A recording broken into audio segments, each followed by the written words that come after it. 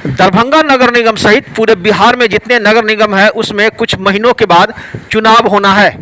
चुनाव से पूर्व ही बयानबाजी का दौर प्रारंभ हो गया है। मैं आपको बता दूं कि दरभंगा नगर निगम के पूर्व महापौर गौरी पासवान ने एक बयान जारी किया है।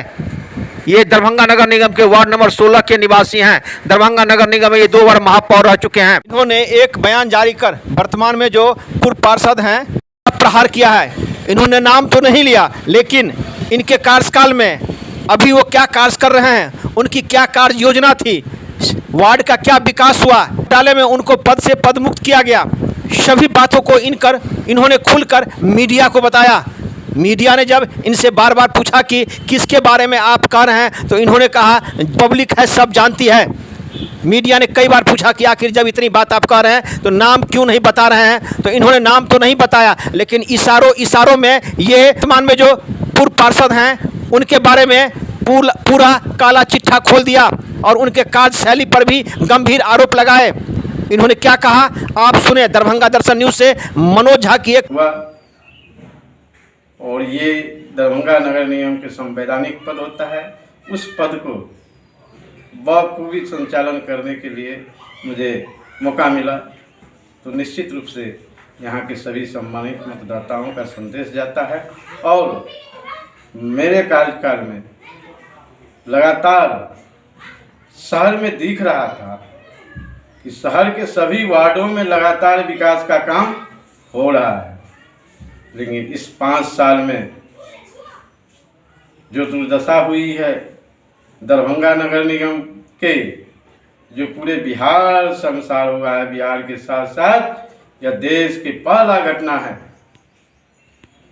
मैं शहरवासियों सहित वार्ड 16 के सभी सम्मानित मतदाताओं से कहूँगा कि वैसे लोगों के धोखा से भी अवसर न दें, जो पूरे अपने तो शर्मसार हुए, पूरा नगर शर्मसार हुआ, पूरे देश में बिहार और दरभंगा का नाम शर्मसार हुआ है।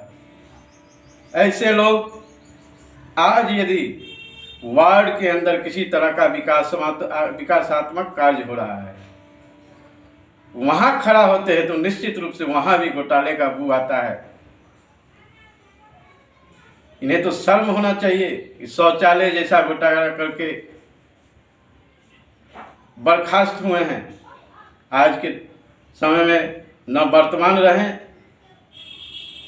और न ही भूत रहे, ये बर्खास्त पार्षद के नाम से जाने जाएंगे। अभी आप 2 बात कह रहे हैं। पहला बात कह रहे हैं कि वार्ड का विकास नहीं हुआ और बर्खास्त पार्षद की बात आप कर रहे हैं, तो कौन है बर्खास्त पार्षद और किसने वार्ड में कार्य नहीं किया? ये आप लोग के चैनल से देखने को मुझे अवसर मिला। प्रिंट मीडिया, इलेक्ट्रॉनिक मीडिया एवं विभाग द्वारा जो उस पर कार्रवाई की गई वह देखने और सुनने को मिला, और मुझे ही नहीं पूरे दरभंगा सहित पूरे देश के लोगों को सुनने को मिला है। ये मैं अपने तरफ से नहीं बोल रहा हूँ, जो कुकृत किया है इन लोगों ने उसे जनता को कभी माफ नहीं करना चाहिए। किन लोगों की बात आप करते हैं? जो नगर निगम के मुख्य होते हैं, जो जन भावनाओं की बात रखते हैं, जन अपेक्षाएं की बात रखते हैं, विकास की बात रखते हैं, वैसे लोग घोटाला में संलिप्त हुए, शौचालय जैसा पैखाना घोटाला में। ऐसे लोगों को नाम क्या कहा जाए? अस्थायी समिति के जो सदस्य थे, जो मेयर, उप मेयर, ये सारे लोग, जो मुख्य रीढ़ होता है नगर निगम के, सदन के मुख्य रीढ़ होता है, उसी पर सारा व्यवस्थाएं होती है। किसी विषय वस्तु पर निर्णय लेने के लिए वो सक्षम होते हैं। आप कह रहे हैं कि उन्हें बर्खास्त किया गया, तो 7 पार्षद सहित तत्कालीन महापौर और उप महापौर को भी पद से पदमुक्त होना पड़ा। आप किसके बारे में ये आरोप लगा रहे हैं? जो वर्तमान में थे, अब तो न वर्तमान रहे न भूत रहे, वो तो बर्खास्त हो गए। और विभाग द्वारा जिस तरह की उस पर शर्मनाक कार्रवाई की गई, क्योंकि काम ही एक कुकृत्य का किया है, ऐसे लोगों को कहीं पर लोगों के बीच खड़ा होने का भी ये नहीं होना चाहिए। और जाके किसी योजना पर खड़ा होते हैं तो निश्चित रूप से घोटाला का बू वहाँ भी आता है। तो आप नाम क्यों नहीं बोलते जब इतना बात बोल ही दिए कि वो बर्खास्त हैं? हम जिस वार्ड में रह रहे हैं या जिस वार्ड के ऐसे लोग हैं वहाँ के सभी लोगों को करें जो घोटाला में संलिप्त हैं। हमको लगता है कि शहर के बहुत जो लिंक मुख्य सड़क में है सभी सड़कों से ज़्यादा चौड़ा है। जो हमारे कार्यकाल में हुआ जितना भी अतिक्रमण था सभी को हमने आग्रह करके हटाने का काम किया था। आज इस सड़क में 2 ट्रक आएगा और जाएगा, कहीं कोई दिक्कत नहीं। इसको केवल सुदृढ़ रखना था जिसको हमने बना के दिया था। इसको आगे बढ़ाना चाहिए क्योंकि अवसर आपको मिला है तो हमसे बेहतर आपको करके दिखाना है, लेकिन आपने किए हुए को भी बर्बाद कर दिया। कमान तो रहा नहीं, न भूते रहा। आरोपित पार्षद के नाम से जाने जाते हैं।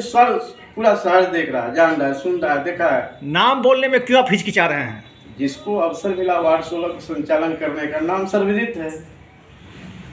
तो इसका आपके कहने का मतलब है कि जो अभी निवर्तमान पार्षद बर्खास्त पार्षद हैं तो क्या उनके कार्यकाल से आप खुश नहीं हैं? हम नहीं खुश हैं, सो बात नहीं। केवल हमको खुश रहने से, चूंकि हम तो उनके विपक्ष के रूप में काम करते हैं। यहाँ की जनता खुश नहीं है। यहाँ की जनता का जो मूलभूत सुविधा चाहिए उस सुविधा से कटा हुआ है। आज जितने भी मुख्य सड़क के किनारे घर है सारे के घर में धूल धक्कर से भरा हुआ, सभी एस्मेटिक पेशेंट बन जाएंगे। सभी को दम्मा जैसे खतरनाक बीमारी होने की संभावना है यदि लोग सतर्क नहीं रहे तो। कभी भी इस पर ध्यान नहीं दिया। आज तक वार्ड के अंदर मच्छर भगाने का कोई दवाई का उपयोग नहीं किया जा रहा है। आज तक जो प्रधानमंत्री आवास योजना जो 5 साल बीता, 40 आवास हमने राजीव आवास के बाद 40 आवास हमने पास करा के दिया था, स्वीकृत करा के दिया था। आज उसमें 4 भी गरीब को आवास नहीं बन पाया है क्योंकि जन भावनाओं जन आकांक्षाओं से जनता की जो जरूरत है उससे कोई मतलब ही नहीं है। केवल मैं बोलता हूँ वही सही है, बाकी सब बेकार है। अच्छा, कोई नहीं समझते हो। आपकी आगे की रणनीति क्या होगी? चुनाव आने वाला है। मेरा आगे की रणनीति है कि हमने जिस तरह लगातार 2 साल यहाँ के सम्मानित मतदाताओं ने अवसर दिया 2 टर्म, और मैंने झुक के सेवा किया है, सबको सम्मान में देते हुए सेवा किया है। मुझे कहने की आवश्यकता नहीं, ये सारा हमारे सम्मानित मतदाता हो जाए। किसी कारणवश जो हुई उस पर पश्चाताप कर रहे हैं कि नहीं अब ऐसा संभव ही नहीं, भूल के भी हम लोग ऐसा काम नहीं करेंगे। जो 5 साल खोए हैं फिर हम उसको खोएंगे। लोगों को वार्ड 16 के प्रत्याशी के रूप में यानी पार्षद के पद के लिए हम अपनी बात को रख रहे हैं। अभी नॉमिनेशन होगा, बहुत प्रक्रिया बाकी है, नॉमिनेशन होगा, बहुत सारी बातें आएंगी, उसमें हम पार्षद पद के लिए दावेदार हैं। चूँकि जो सेवा हम किए हैं राजनीति में आना जरूरी है, इसलिए कि वैसे लोगों को अवसर न मिले जो 5 साल मिला है। यहाँ की जनता त्रस्त रहे, मान सम्मान नहीं मिले, जनता की कोई योजनाएं से कोई मतलब नहीं है, ऐसे लोगों को गलत है। और बी टीम भी घूम रहा है।